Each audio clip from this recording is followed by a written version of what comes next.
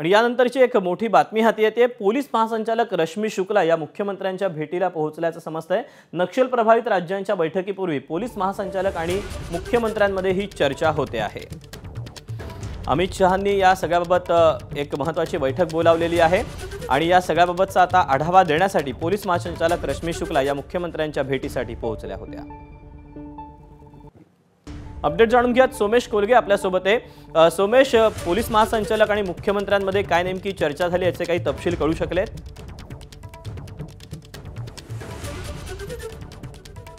Police महासंचालक रश्मी शुक्ला आत्ताच मुख्यमंत्र्यांच्या भेटीसाठी पोहोचलेले आहेत महाराष्ट्र सदनामध्ये।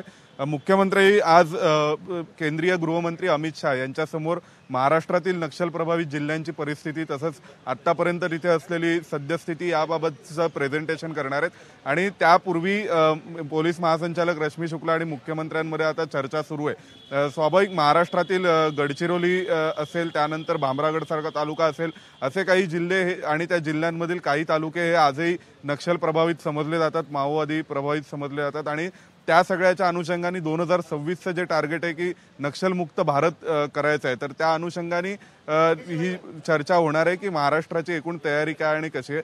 त्या सगळ्याच्या दृष्टीने आता पोलीस महासंचालक रश्मी शुक्ला या महाराष्ट्र सदनात मुख्यमंत्र्यांसोबत चर्चा करायला आल्यात।